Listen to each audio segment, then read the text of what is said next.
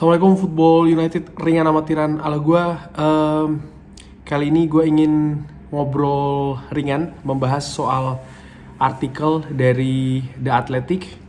Judulnya adalah Manchester United butuh untuk menggantikan Cristiano Ronaldo.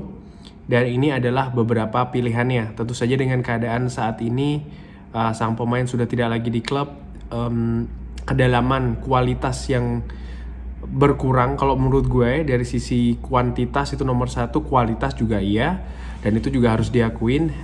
Manchester United harus mendatangkan pemain baru menurut gue. Dan dari artikel di The Athletic ini membahas, artikel yang ditulis oleh Mark Carey ini membahas tentang beberapa pilihan pemain yang bisa dijadikan alternatif atau ya pilihan bagi Manchester United untuk didatangkan. Artikel ini mengatakan ya Manchester United saat ini punya beberapa pemain menyerang, sebut saja Anthony, lalu juga ada Jadon Sancho dan juga Alejandro Garnacho dengan masa depan yang sangat menjanjikan.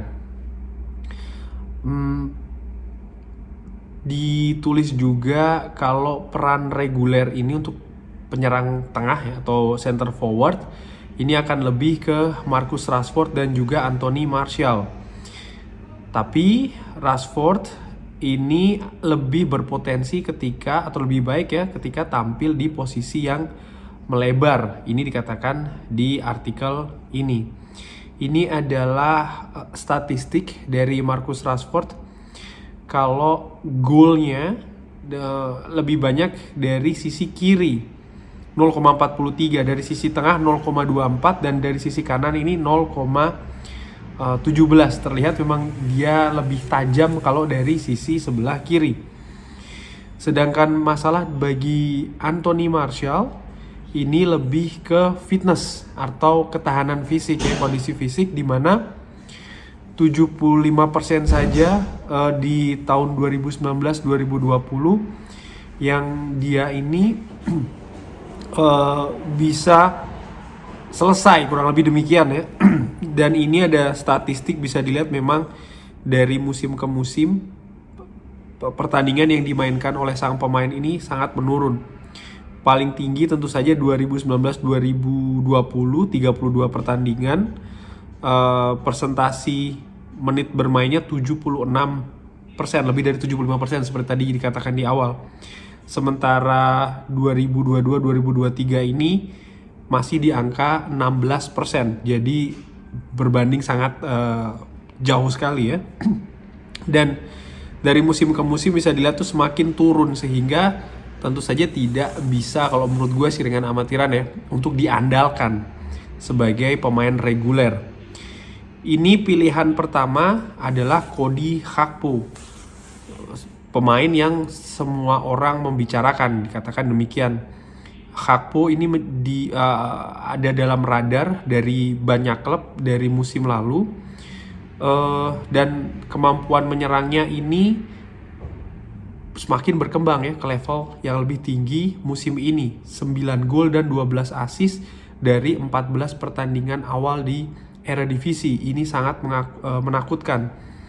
Bisa dilihat itu adalah bagaimana assist per gamenya dan juga gol ya, dibandingkan dengan pemain lain di Eredivisie. Cody Gakpo sangat luar biasa, memimpin sangat jauh sekali. Kesulitan untuk Manchester United bagi dalam hal Cody Gakpo ya, karena sang pemain ini bermain secara eksklusif di sisi kiri di posisi 4-2-3-1 maupun 4-3-3 untuk PSV. Dan ya menurut artikel ini Manchester United kalau ingin membawa pemain baru ya posisinya akan melebar lagi, karena Cody Gakpo menurut artikel The Athletic ini memang lebih kuat di posisi melebar. Walaupun gue juga sudah pernah bikin review ringan amatiran ala gue ya, kalau gue menurut gue sih Cody Gakpo sangat mungkin untuk dimodifikasi sebagai pemain depan. Lalu Rafael Leo ini salah satu properti paling panas di musim ini. kemarin sebagai MVP Serie A, menjadi top skor AC Milan dengan 11 gol dan 10 assist. Ini sangat luar biasa Rafael Leao ini. Ini merupakan raihan statistik dan bisa dilihat cukup banyak dari sisi dribbles. Bahkan dikatakan kalau dribbles ini merupakan kunci dari kontribusi menyerang ya dari sang pemain. Lalu ada juga Ivan Toney. Ya pemain nomor 9 di Premier League, artinya posisi nomor 9 ya. Dan Ivan Toney ini dikatakan bukan pilihan yang jelek. Sudah mencetak 7 gol dan semuanya tanpa penalti untuk Brentford musim ini. Ya menurut gue sih ya dia punya pengalaman ya di Liga Inggris, Ivan Toney ini. Tapi ya semua orang juga tahu bagaimana permainan Toney ini sangat mengerti kalau bukan hanya soal mencetak gol, tapi bagaimana dia beradaptasi, pergerakannya ini juga sangat luar biasa. Ini merupakan statistik bersama Brentford ya.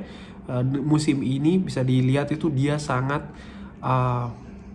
klinikal, kalau menurut gue sangat tajam di kotak penalti. Banyak sekali total shots-nya tuh ada 121 dengan mayoritas dari kaki kanan. XG-nya juga tinggi, itu menurut gue 14,2 kalau nggak salah angkanya. XG per shot-nya 0,13. Ya menurut gue sini kalau dari sisi statistik, sekali lagi ya, grafik ini menunjukkan bagaimana berbahayanya Ivan Toney di dalam kotak penalti. Lalu ada juga pemain yang sering dibahas, Patrick Schick musim lalu mencetak 24 gol bagi Bayer Leverkusen, sangat luar biasa ya.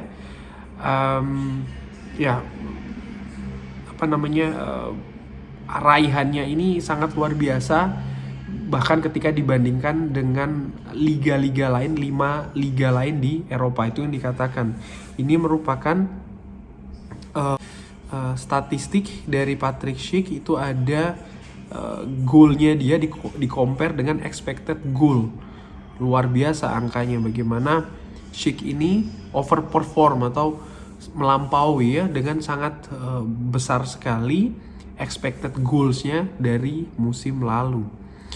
Selain Patrick Schick, ya ini juga merupakan adalah statistik di kotak penalti luar biasa juga ya. 2021-2022 musim lalu total shots-nya ada 116. Kaki kiri lebih dominan daripada kaki kanan. XG-nya juga cukup tinggi. Wow, sangat banyak sekali titiknya di kotak penalti. Itu menunjukkan bagaimana berbahayanya Patrick Schick di dalam kotak penalti. Selain itu masih ada nama-nama lain ya, seperti Victor Osimhen, Dusan Vlahovic, bahkan Kylian Mbappe juga disebutkan di artikel ini. Walaupun demikian ada juga nama Memphis Depay ya.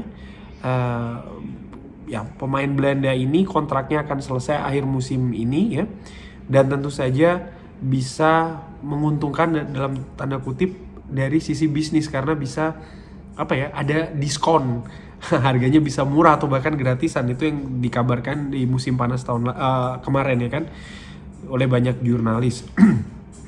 Dan walaupun demikian, ada juga pendapat yang mengatakan kalau Memphis Depay ini belum bisa menjadi solusi bagi Manchester United. Selain itu ada juga Eric Maxim Choupo-Moting, striker berusia 33 tahun ini, striker Kamerun ya.